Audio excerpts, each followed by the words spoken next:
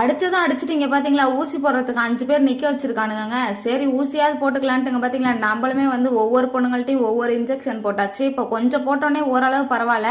இருந்தாலும் இன்னும் கொஞ்சம் ஃபுல்லா சரியாயிடுச்சு. நம்ம எப்படியாவது அந்த போட்டியில வின் பண்ணணும் அப்படிங்கிறதுனால தான் நம்மளுமே பாத்தீங்களா இப்போ வேற லெவல் நடந்து போயிட்டு இருக்கோம். இவங்கள்ட்ட எல்லாம் மாட்டிடக்கூடாதுங்க. ஏன்னா இங்க பாத்தீங்களா நம்மளை அடிக்கிறதுக்கு தாங்க இந்த பக்கம் நடந்துட்டே இருக்கானுங்க.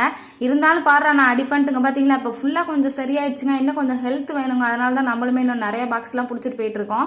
பிடிச்சிட்டு எப்படியாவது ஹெல்த்தி வந்துரும் அப்படின்னு உங்களுக்கு தோணுச்சு அப்படின்னா ரெட் கலர் ஹார்ட் கமெண்ட்ல போட்டு விடுங்க. அதாங்க இன்னும் கொஞ்சம் தான் இருக்கு. அந்த ஒரு பாக்ஸுமே பிடிச்சா வந்துரும்னு நினைச்சேன். போடுங்க வேற லெவலுங்க. சொல்லி முடிச்சோடனே பாத்தீங்களா வேற லெவலா வந்துருச்சு. தலைவர் வேற ரகமா நடந்து போயிட்டு இருக்காரு. இப்ப வாங்கடா எவனா இருந்தாலும் பார்த்தா என்னங்க எவனையுமே காணோம். சரி பரவாயில்ல எல்லாம் பயந்துட்டு போயிட்டானுங்க போல.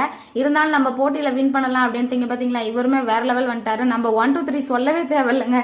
பாத்தீங்களா இவரே வேகமா ஓடிட்டு இருக்காரு. எப்படி இவர் தான் ஜெயிப்பாருன்னு நினைக்கிறேன். ஆமாங்க பாத்தீங்களா கடைசியில இவர் தாங்க வின் பண்ணாரு.